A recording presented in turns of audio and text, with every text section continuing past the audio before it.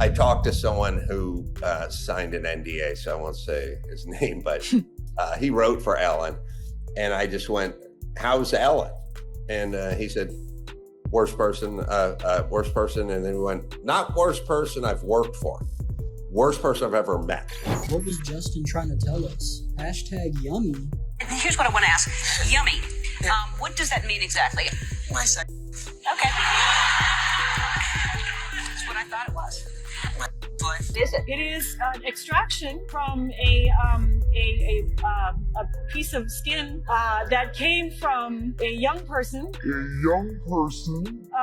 Far, far away, and they somehow figured out how to extract. It's foreskin from a Korean baby. Former Ellen Show staff members are coming forward with something that sounds straight out of a conspiracy thriller. They're saying her iconic set wasn't just designed for television. It was deliberately created as an exact replica of Jeffrey Epstein's temple on Little St. James Island. The blue and white stripes, the palm trees, even the architectural layout, it's all there, hiding in plain sight for 19 years while millions watched from their living rooms.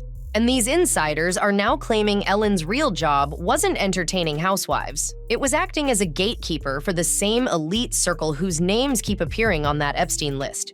The evidence is starting to pile up in ways that can't be ignored. Just last week, new photos emerged from Epstein's Manhattan townhouse showing that same blue and white stripe pattern throughout his bedroom and private spaces. The artwork on his walls featured the Clintons, former President Bush, and other powerful figures. The exact same people Ellen has been photographing with for decades. Former staff members are saying these aren't coincidences, but deliberate signals. In their world, the elites don't need group chats or encrypted messages.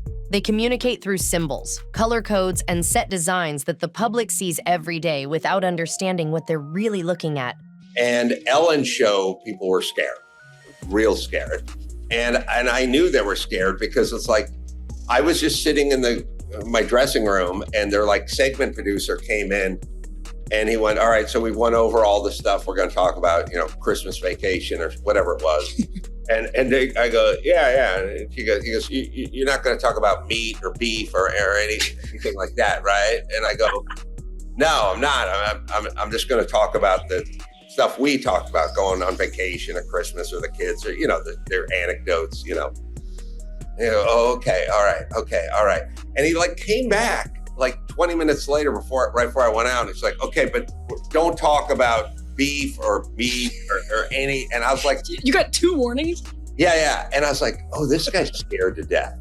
Adam Carolla's recent appearance on After Party with Emily Jashinsky revealed details that paint Ellen in an even darker light. He described walking onto her set and immediately sensing the fear. A segment producer approached him before his appearance, nervously warning him not to mention meat or beef because Ellen's veganism was so extreme she'd ban anyone who even talked about animal products in her presence.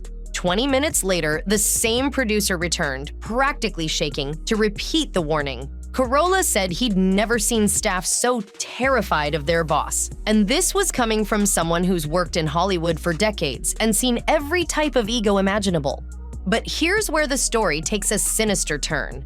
Ellen claims she fled to the UK because of Trump's election victory and fears about gay marriage rights being reversed. People in America and Republicans who would quite like to undo the right for gay people to get married. I mean, that's back on the table as a debate, I think, absolutely. isn't it? The Baptist Church in America is trying to reverse gay marriage. They're trying to, at the very least, stop it from happening in the future and possibly reverse it. And Portia and I are already looking into it. And if they do that, we're going to get married here. Except Trump was already president from 2017 to 2021, and Ellen didn't leave then. What really happened is this. Diddy got arrested on September 16th, 2024, and by November 20th, Ellen had sold her Montecito estate and told friends she's never coming back to America. The timing isn't a coincidence when you realize Ellen and Diddy weren't just acquaintances. He appeared on her show 17 times, and she called him Cuddle McNuggle stuff in birthday posts. Diddy, come on out.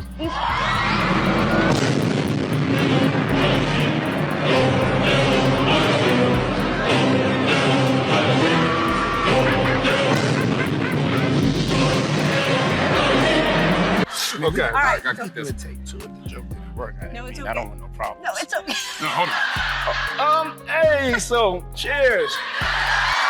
Hey! Their on-air conversations now look like coded exchanges about those infamous parties. In one clip, they go back and forth about what time Diddy should arrive at Ellen's party, with him saying, "Once you get there, the party really starts," and Ellen responding, "I know about the after parties." In another appearance, Diddy casually mentioned ripping out an IV backstage before coming on her show. Early? Yes, I'm trying to be early. Are you going to be early for my party? Yes, I am. No. No. You know I have to arrive fashionably late. All right. Not too late, though. Not too late? Not too late, What please. time would you like me there? I'll tell you later. Okay, But not okay. too late. Because, you know, once you get there, the party really starts. Yeah, You know what I'm saying? I got you. I promise you I'm not going to let you down on this big one. Like, what time will it go till? That's a different type of party. Uh-huh. No, it'll go from like 9:30 to like maybe 3 o'clock, 3 o'clock. And then, you know, we have the top 2 floors of the hotel. Mm-hmm. And then it will carry on there. Yeah. Mm-hmm. Then No, I mean the after party. Mm-hmm. No, I know about them. I walked in with an IV. I know. I walked back there and he's Okay. literally holding an IV. You just took that out yourself? They said that I would have to stay. I said, no, I have to go. I said I could pull that out myself. So I walk in and I'm talking to Ellen. I have the IV and then the blood is going down. I start to panic. I go into the bathroom and I pulled it out myself and I just made it here and I love you. The same IVs that victims later testified were used to help people recover from Diddy's freak-offs. Ellen sat there smiling, acting surprised, but she knew exactly what he was talking about. Then there's the tragedy of Steven Twitch Boss, Ellen's beloved DJ who supposedly offed himself in December 2022, just days before Christmas. No note, no warning signs, no history of depression that anyone could see. Twitch wasn't just spinning records. He was backstage for every show, privy to off-camera conversations, uncut moments, and whatever really went down when the red light turned off. There's footage of Twitch's face going pale when Diddy warned Ellen about the tapes during one appearance. 3 years later, Twitch's widow Allison Holker, who happens to be Ellen's close friend, suddenly claims in a book that Twitch was secretly battling addiction. Strange, considering there's zero evidence he used substances, while Allison herself has public records of drunken incidents. 4 months before Twitch died, Ellen's ex Anne Heshe met her end in a bizarre car crash that witnesses say looked like she was trying to escape from her vehicle while it burned. Security footage shows her sitting up on the stretcher, very much alive and fighting, before she was pushed back down and later pronounced DEAD at the hospital. 2 people close to Ellen, both potential witnesses to whatever was happening behind the scenes, gone within months of each other. The producer scandal that supposedly ended Ellen's show barely scratched the surface. Executive producer Kevin Lehman was accused of grabbing employees' private parts, propositioning them in bathrooms, and doing it all so openly that staff would laugh it off as Kevin being Kevin. This is F3. She says she moved to the UK because of Trump, which reminds me of exactly what you were just saying, Adam, that something about Trump himself seems to have triggered the unraveling of very talented people. Do you consider Ellen to be one such case? Well, Ellen has always been a mean person. Mm-hmm. And it's not, you know, she had her dust up with the press and these stories probably 2 or 3 years ago. But I did her show. And I mean, look, I'll tell you truthfully sort of how it works when you do every show. Every show has its own kind of personality, the show itself, not the on-air show, but the behind the scenes. They all take on sort of the personality of their leader.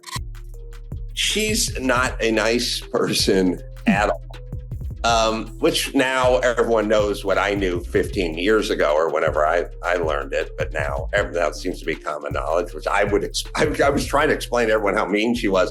Not because she was mean to me, because everyone was scared of her, which means she's mean. She's not going to be mean to me. I'm a guest on the show, right? So I wouldn't know it from my exchanges. I would know it with how her staff was cowering. Ellen only fired these producers after massive public backlash. She'd protected them for years while they terrorized young staff members. The same pattern emerges with every revelation. Ellen protecting predators. Ellen silencing victims. Ellen maintaining the image while something much darker operated underneath. What Adam Carolla revealed confirms what Hollywood insiders have whispered for years. That mean girl narrative the media pushed was a carefully managed, limited hangout. They gave the public just enough scandal to satisfy their curiosity while hiding the real story. The writer who broke his NDA to tell Carolla the truth had also worked for Rosie O'Donnell during her notorious mean streak, and he still said Ellen was worse. Not meaner, not more difficult, fundamentally worse as a human being. The Epstein connection goes deeper than just set design. Those new photos from his properties show the same symbolic patterns appearing again and again. The blue and white stripes, the palm imagery, the specific architectural choices. Former staff are saying everyone in that circle understood the symbolism. When celebrities sat on Ellen's set for interviews, when politicians smiled for the cameras, they were participating in something whether they knew it or not. The set wasn't just sending a message, it was the message, broadcast into millions of homes daily. Ellen's sudden pivot to England makes more sense when you realize what's coming. The Diddy case is cracking open networks that have operated for decades. Every party list, every guest appearance, every coded conversation is being scrutinized. Ellen didn't run because Trump won an election. She ran because the walls are closing in on everyone connected to this network. She liquidated her American assets and established herself in a country with different extradition laws, telling friends she's never coming back. The question that haunts this entire story is how deep Ellen's involvement really goes. Was she just another celebrity who looked the other way while unspeakable things happened at those parties? Or was she, as former staff now claim, an active gatekeeper who decided which narratives got pushed, which people got platformed, and which secrets stayed buried? The blue and white set that millions of Americans welcomed into their homes every afternoon might have been the biggest inside joke the elites ever pulled. A temple to their power hiding in plain sight, with Ellen as its high priestess. The timeline tells its own story. Epstein didn't eliminate himself in 2019. The pandemic kept everyone distracted through 2021. Anne Heche died in August 2022. 2022, Ellen's show ended abruptly. Diddy's empire started crumbling in 2024. Ellen fled the country immediately after. These aren't random events, they're dominoes falling in sequence, each one revealing more about what was really happening behind the cameras, inside those mansions, on those islands. What makes this revelation so disturbing isn't just what Ellen might have done. It's what it says about how these networks operate.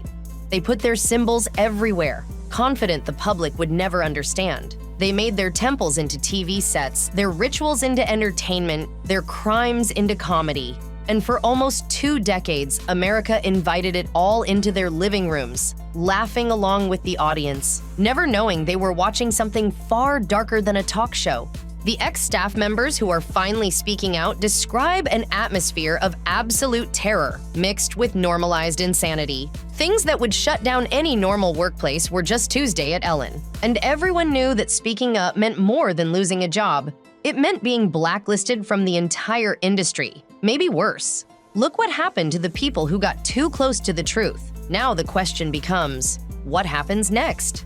Ellen may be hiding in the English countryside, but the internet never forgets. Every clip is being re-examined, every guest appearance scrutinized, every strange moment suddenly making sense. The people who worked for her, who saw what really happened when the cameras stopped rolling, are finding their courage. The NDAs that silenced them for years mean nothing if criminal activity was involved. This isn't just about one mean talk show host anymore. It's about an entire system that operated in daylight, protected by fame, money, and the public's inability to believe that their favorite celebrities could be capable of such darkness. But as Adam Carolla's revelation shows, sometimes the truth is exactly as bad as the wildest conspiracy theory suggested, sometimes worse. The real tragedy is that people like Twitch and Anne Heche might have tried to tell us something before it was too late. The signs were there, in Twitch's uncomfortable expressions during certain segments, in Anne's frantic final moments, in the fear Adam Carolla saw in those producers' eyes. They all knew something we're only beginning to understand. Ellen wasn't just mean, she wasn't just difficult. According to the people who knew her best, she was something far more dangerous. And for 19 years, she hid it all behind a smile and a catchphrase about being kind.